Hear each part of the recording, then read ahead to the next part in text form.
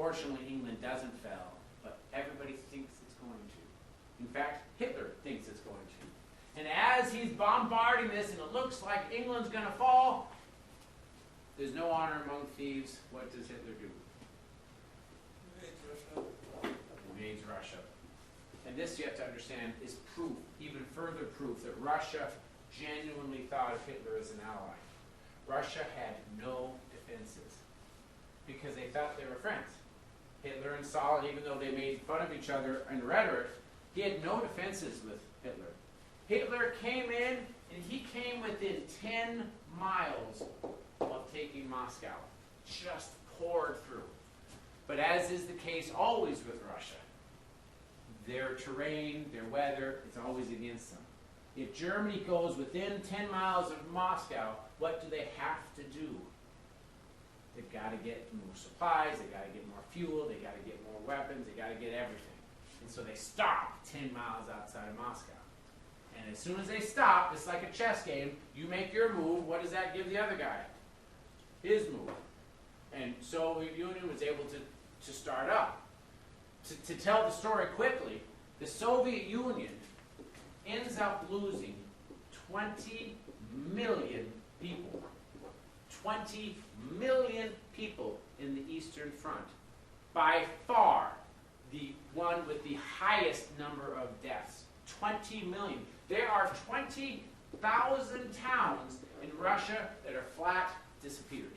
That's just because of Hitler's invasion? Because of Hitler's invasion. Well, for the next 4 years, 4.5 years, what is the Soviet Union going to try to do? Push them back. So this is where the Soviet Union fights. Right here. The Eastern Front. Germany has a Western Front, but it's over the water. So they're just lobbing missiles. Who's not in the game yet? The United States. Hitler thinks he's got a good victory. In fact, a lot of people think it's possible. Then what happens? Why does Japan bomb Pearl Harbor? There's a certain line in the world, right? You cross this line, there's going to be a reaction. You never know where that line is. And oddly enough, for Hitler, he was able to cross all sorts of lines before anybody did anything. Once he invades Poland, that happens to be the line. Well, where is it for the United States? In the Pacific. Japan wants to get all sorts of these supply depots. He wants materials. And they know that there's a couple of lines that they're going to cross. And if they cross that, the United States is going to react. And so knowing that, we're being strategic. If you know the guy's going to take your night, what do? You try to do all these defenses beforehand. So Japan says, okay, that's where all of America's Navy is, and it was a horrible location. It was half of it right there in Pearl Harbor. We just go in, we wipe them all out. That way, when we start advancing, they can't do anything about it. And they did. And they did. But the United States didn't only have those weapons. We had an entire industry base, and immediately we started making better. And in fact, the weapons, the ships that we built are better than the ships that were destroyed. But we can't do it immediately. And the Pacific Front is a very long, hard-fought war because we have to get supplied, and then we have to go from island to island to island. So Japan is thinking strategically. If we can knock them out immediately, that means they're going to be in the war. Who are they going to fight first? Germany or Japan? Germany. Next day, Germany declares war on the United States. The United States recognizes a state of war against both sides. We're in World War II. When do we get involved?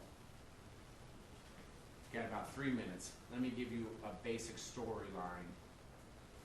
There are 5 fronts.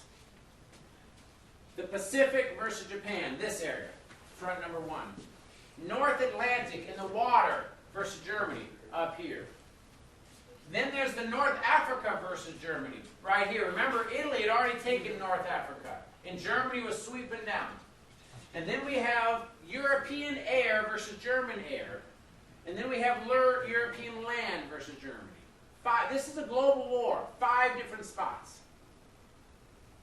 What do you think the very first thing we should do? knowing that even though we knew this was coming, we had a population that wasn't wanting for us to get in the war, so we are building. We're not isolationist by policy. FDR knows that we're going to get involved with this. So he starts rebuilding, but we have to do it relatively slow. Because what are the isolationists at home going to say if we start becoming really hyper-military? And we want this war. We just know it's going to be in there. So what's the very first thing we should do? Those 5 fronts, where should we go first? That's one option. How can we attack this base? We can come in and we can help England. We're definitely coming in. But we need to have someplace else. We need North Africa. That has to be a launching pad. So that'll be the first. It's also the furthest away from Europe. We can do this. It's Italy. We can try this. That's our first approach until we're able to get ready. In the end, if we want to win this war, what's the last front? For the Germans, what's the front that we have to do in order to win this war against Germany? It's got to be Europe. European land versus Germany. We've got to cross this water and we have to attack. But we can't do it when Germany is a huge fortress. We have to soften them up. We have to weaken them. So we have to do all the other fronts first. That's what happens. 3 stages of this war. The first stage from 41, and let's be honest, it's like a month of 41. So mostly 42 and 43, we're softening them up so that we can be prepared. And while we're softening them up, we are rebuilding as possibly as we can. We're also preventing blood loss. What I mean by that is that Japan had gone through and taken a ton of islands. We have to stop them from advancing. So we do go to the Pacific to stop them from advancing, but we're not going to attack Japan yet. We just want to prevent them from going farther. We want to prevent Germany from going farther in Africa. We actually knew this, in hindsight, we knew this as early as 1939, that Hitler's 4-year plan was to take out Russia, take out England, go into Africa, move over to South America, and then go into the United States. We got this through espionage. That was his plan. 4 years. And if you really look at what he did, isn't that kind of following the plan? He is that close. If he'd have taken out the Soviet Union, where would we have been able to land? What's going to stop him from taking out Africa? Nothing. And if he's got all of this, it's easy for him to get into South America and go through Central America. That would have been a battle. The United States would have been isolated. If he takes out the United States, why not have the world? He's got an agreement with Japan, but he had an agreement with the Soviet Union. If he's got all of this, what's left? It's not in 4 years, but world, total world domination. Stage 1, we're just going to stop. And we're successful. We are building up our Navy, we're building up our airplanes, we're building and we're stopping. Stage 2 is different. By the time we get to stage 2, we've actually successfully weakened Italy so much that we are able to go north from Italy. We start having an air campaign where we own the skies, and so we are bombing them. At this point, it's not stopping the bleeding. We are actually softening Germany to get ready for the final attack. This lasts for about a year, and it is huge. I cannot tell you how much the bombing is. We know about Nagasaki and Hiroshima with the atomic bombs. Dresden, a little country, a little town in Germany, had more destruction than either Nagasaki and Hiroshima. You didn't have radioactive, but they just absolutely rained bombs on us. And they did it throughout Europe. And by the time you get done, 44 to 45, that's when we finally have the attack. Unfortunately, we're missing a big part of this story. We'll have to give it to you after in the next unit. But the big part of this story is this. When we started this war, we had this thing called the Atlantic Charter. And this is even before the United States gets involved. The United States and England have an agreement, and they set the agenda for the war, the objectives, why we are fighting. France wasn't there physically, but they had an agreement because they were in exile. The Soviet Union had only that month been attacked, but they were certainly not part of the Atlantic Charter. The next month, the Soviet Union joins the United States and England.